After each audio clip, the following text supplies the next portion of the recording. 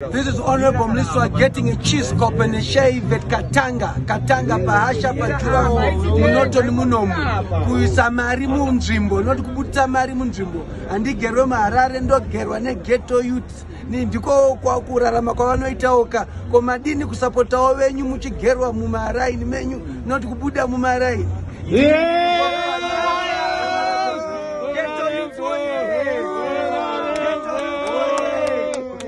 The Minister of Justice and Parliamentary Affairs, Honorable Ziyambi Ziyambi, on the judges. Madam Speaker, my understanding is in the doctrine of separation of powers, which we all must understand that the judiciary is independent, so is the executive, so is the parliament. And each one of us has a role to play.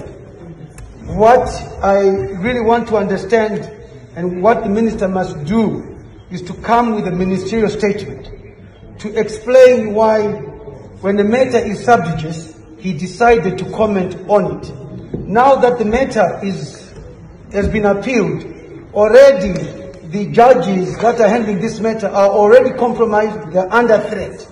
It has never happened in the world where a Minister of Justice, who's the father of justice, issues a statement like that. Not only that, also goes political in actually saying that some judges belong to the opposition.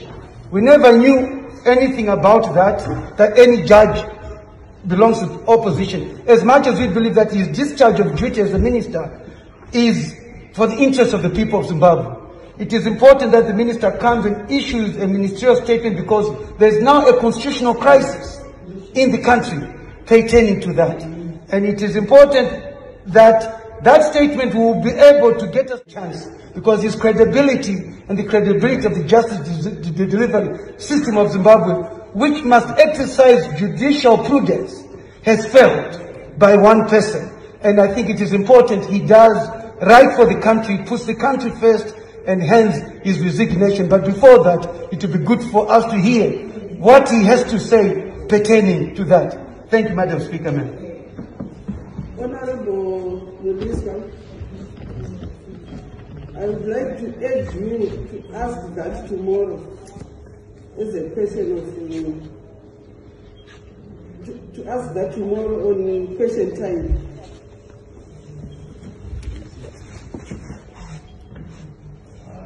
Madam Speaker, I stand guided by you, and knowing that you are in the chair, I'm very much assured that I'll be given the chance to do that. Thank you, Madam Speaker. Thank you. Madam Speaker, I must confess that you are now well seasoned in that position. Yeah. It's good to see you. It's good to see you asserting authority so well. Madam Speaker, allow me, this is a very important question to the Minister of Public of Labour. Yeah. We have a system now where, due to the COVID pandemic, students have now been split in 1 to 35 per class. There used to be 70. But you've got one teacher who's now splitting 30 minutes into two. 15 minutes, 15 minutes. And how do you expect the students to excel when they don't have adequate time? You now also have a situation where the school fees has also gone up, but the teachers' remuneration has not gone up.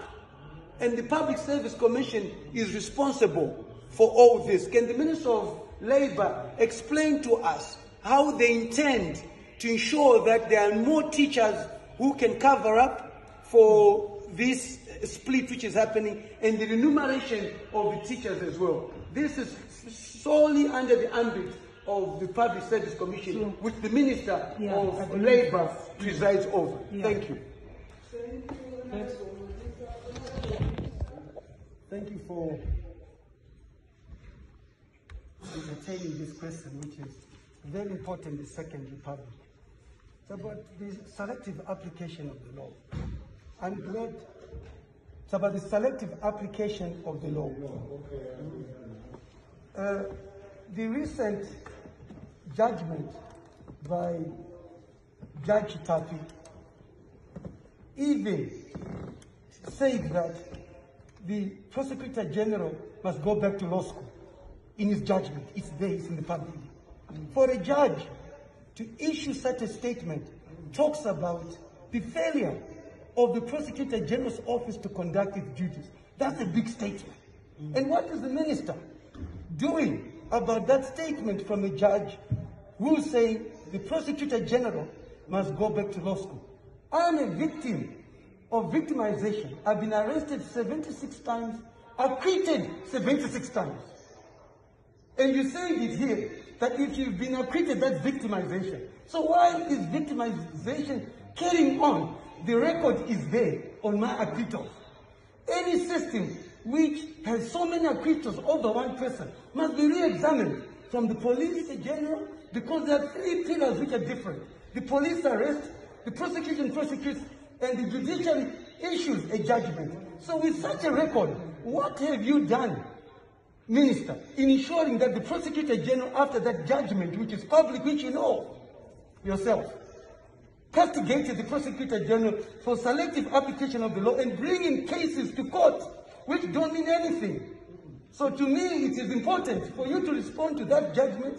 Unless you don't know about it, I can bring it before this House so that you respond to it. So my question to him, Mr. Speaker, you know, this is an emotional one for me, because, you know, the selective application of the law, we cannot use state apparatus to settle personal scores. The state remains a state for everyone. And we are going back to the First Republic, where more human rights violations have escalated than any other time. What do you say about that? Thank you. My question is directed to the Deputy Minister of Finance. Mr. Speaker, so the problems which are in this country economically are a result of the Minister of Finance disbursing money late when Parliament has passed the budget. That's why there are all these problems. Members of Parliament see CDF money coming in late.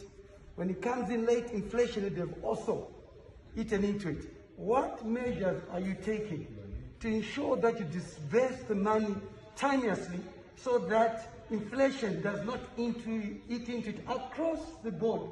Because you are creating the biggest problem ever for this country.